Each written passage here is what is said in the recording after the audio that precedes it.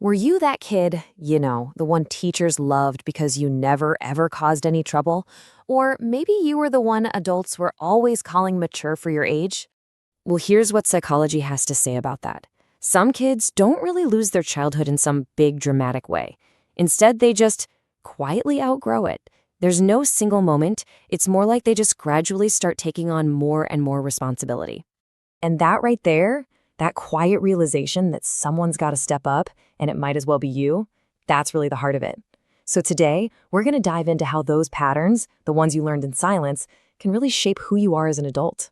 So, how does that sense of duty get hardwired into your brain so early on? Well, it usually starts with a very specific psychological process. It's called parentification, and it's basically when, as a kid, you learn to be the stable one. You're the problem solver, the emotional regulator, you're the calm in the storm. But while you're busy taking care of everybody else, your own brain has to adapt, and it does that by pushing your own needs way, way down. And this is absolutely crucial to understand. That strength you have, it wasn't a choice. It was an adaptation. It was survival. And as an adult, that can leave you with this deeply ingrained feeling that your own needs, your own feelings, they just have to come last. Every single time. Of course, when you learn that your job is to be the rock for everyone else, that leads right into another pretty powerful adaptation. It's this kind of hyper self-reliance, and it's born from the experience of not having consistent emotional support to count on. So let's break down how this actually works. When you're a kid and you can't rely on getting comfort when you need it, well, you eventually just stop asking for it. You stop expecting it. Your brain literally rewires itself to handle pain all on its own. So now, as an adult, you probably look incredibly capable on the outside, but on the inside, trusting that support will actually be there, man, that feels like a huge, huge risk. And this just nails it. The issue isn't that you hate help. It's that you have this deep-seated learned distrust that it will be consistent. You learned early on that the person who helps you today might be gone tomorrow.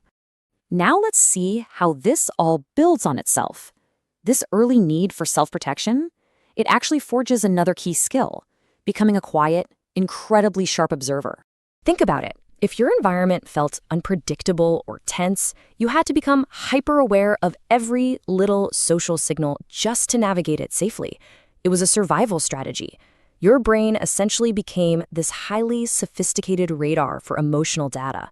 And we're not just talking about reading the room. We're talking about reading the molecules in the room. You learn to read these almost invisible signals, right? Tiny shifts in someone's mood, the real meaning behind a certain tone of voice, the weight of a pause that lasts just a second too long, or that hidden tension that nobody else seems to feel. You learn to see problems coming long before a single word was ever spoken. So what happens when you're an expert at reading pain in other people, but expressing your own pain never ever felt safe? Well, silence becomes your shield. And it's not because you don't care. It's a carefully built wall to protect yourself from getting hurt even more. So when you're hurt, you don't fight. You don't argue, you don't explain yourself, you just go quiet. This is a very conscious act of self-preservation. You learned a long time ago that putting distance between you and the problem is way safer than risking being misunderstood, or even worse, being completely ignored. All right, so we've looked at how these childhood patterns get built, but how do they actually show up in your day-to-day adult life? Let's take a look at the inner world that these experiences create. This one is huge. It's the feeling of uneasy rest. I mean, look at this. For most people, rest feels safe, calm, deserved. But if you're the quiet child, it can actually feel like neglect or even danger. Why? Because your nervous system was on high alert for so many years that being still can feel unproductive or just plain unsafe. And this feeling connects directly to feeling like you're a burden. This simple act of needing someone or even just receiving care can trigger this intense wave of guilt, all because you learned that your job was to give support, not take it. So when your inner world is this complex and trusting people is this hard, it makes perfect sense that you'd become incredibly selective about who you let into your life. Your social energy is a precious, finite resource. You're not going to spend it lightly. This really shows it all, doesn't it? Your brain is burning so much more energy in social settings. It's processing every little cue. So you have to prioritize. Look at that. 70% of your social battery goes toward quality and consistency. You just don't have the bandwidth for small talk. And let's be crystal clear about this. This is not a social flaw. You are not antisocial.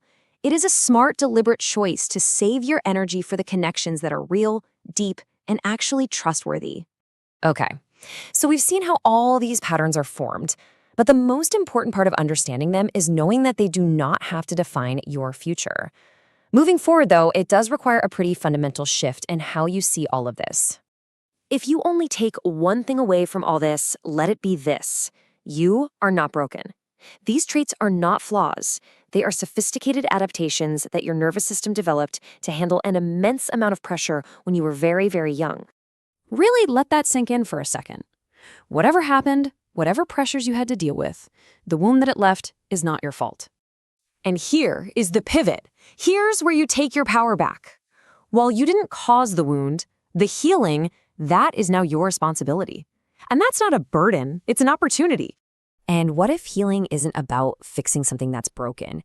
What if it's really just about unlearning all those old rules? What if healing is simply about giving yourself permission to finally put that weight down, to stop being the responsible one for just a little while, and to truly, deeply rest?